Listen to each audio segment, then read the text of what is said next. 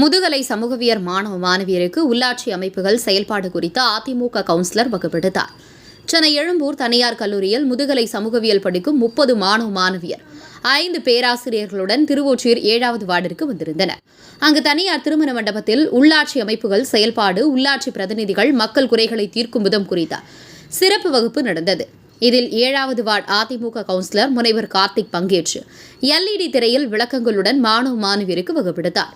அப்போது மக்கள் அடிப்படை பிரச்சினைகளான கழிவுநீர் கால்வாய், குடிநீர், தெருவிளக்கு, சாலை வசதிகள் குறித்த கோரிக்கைகளை அணுகும் முறையும் அதற்கான தீர்வை எட்டும் வழிவகைகளில் உள்ளாட்சி பிரதிநிதிகளின் வேலைகள் என்ன என்பது குறித்து தெளிவாக விளக்கினார். சமூகவியல் சார்ந்து படிக்கும் தங்களுக்கு கவுன்சிலரின் வகுப்பு மிகவும் பயனுள்ளதாக இருந்ததாக மாணவ மாணவியர் கருத்து தெரிவித்தனர். சிலர் பொது வழக்கை குறித்து பல சந்தேகங்களுக்கு விளக்கம் பெற முடிந்தது என மகிழ்ச்சி தெரிவித்தனர்.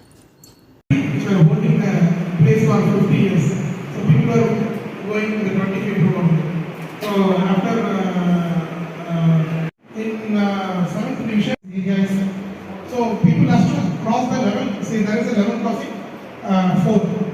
So that level crossing 4, what the railway department wants. So people are finding it very difficult to come and go from. It is connected to the Tiruvallur metro. I mean, they are not doing any work as such for the subway. So till the work, I request to open the railway building every month. So that is a compulsory. So all the councillors have to be there.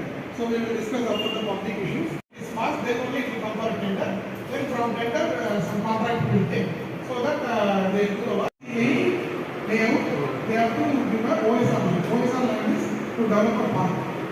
So as I said, same 5-6 years before they have did it, and they have not developed the park covering. Whereas like everywhere you can find there is families over there, and now they got it. You can go and physically visit them. So this and not only for me, they also have the problem because if I tell they do something wrong, they will fire me. So it will expense.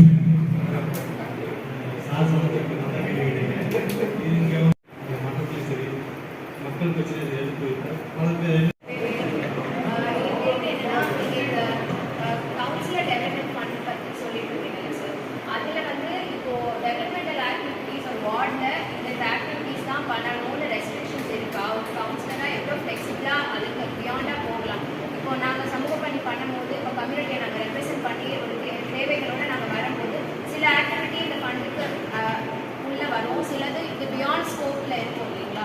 So அதில் எவ்வளோ flexible இருக்குது ஒரு கவுன்சிலராக, அது எவ்வளோ தூரம் அது ஃப்ளெக்சிபிளாக handle பண்ண முடியும் அந்த ஒரு கேள்வி. அதை தாண்டி கண்டென்ஜென்சி ஃபண்டுன்னு அந்த மாதிரி ஏதாவது தனியாக ஒதுக்குவாங்களா, இல்லை அதுவுமே இந்த டெவலப்மெண்ட் ஃபண்டுக்குள்ளே வந்துடும்?